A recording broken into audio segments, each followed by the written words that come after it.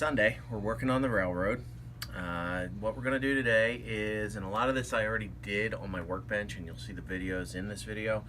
We're going to work on this industrial area up top. I've got the buildings almost painted. I need to do a few little things, put the windows in and so forth, a little extra detailing, but we'll finish up the mill building and the little industrial warehouse, and that should finish this section up, and then we can move down into the next one next week. I'm now at the workbench, and I have the industrial buildings that are up on one end of the layout, the mill building that's down here, little prefab warehouse.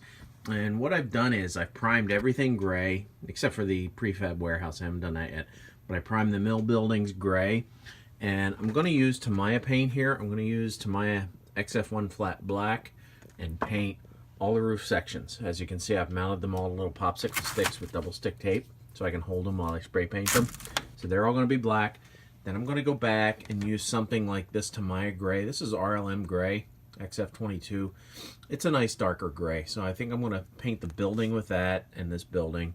And then after that's done, I'll use an even darker gray, this German gray, XF63, and paint all the windows and things. And I'll paint those, the doors and the windows while they're on the sprues. I'll just spray them straight on the sprue and then cut them out and glue them into the building. So that's the plan. Let's see what happens after we paint these things, and we can go back and do some weathering.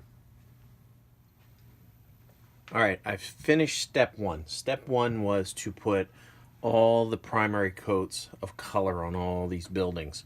And as you see, I used Tamiya colors, and we did the roof in black, flat black, did the mill building in an RLM gray, did the warehouse in a medium blue, and then I did these concrete sections with sky.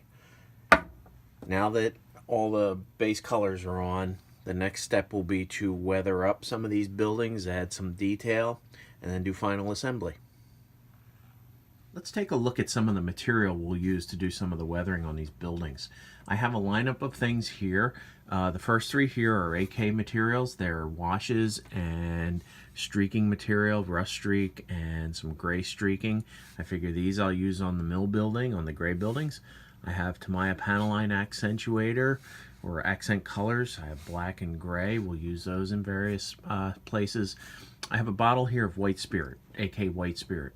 I use the White Spirit to mix down these colors or these washes. I like my washes nice and thin so they flow well. And I have a nice little shot glass here. Now we're not going to drink while we paint. We're going to use this to mix down the AK colors with this White Spirit and then use it with my brushes back here. And I have 2 tubes of True Metal. This is AK. It's kind of a metallic paste that I'm going to use it to dry brush on some of the metallic areas and then buff it up a little bit. So this is what I think I'm going to use. I may throw something else in there, but for the most part, this should be a good lineup of weathering materials. People ask, why do you paint the pieces if they already come in color?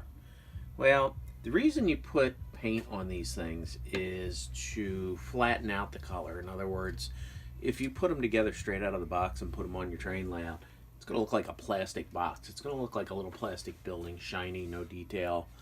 It's kind of toyish. So what we do is we use flat color paints and paint these guys down.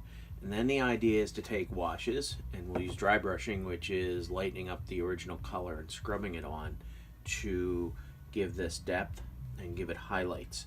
And you'll see a big difference. So the first thing we're going to do is work with washes and add some depth to the buildings.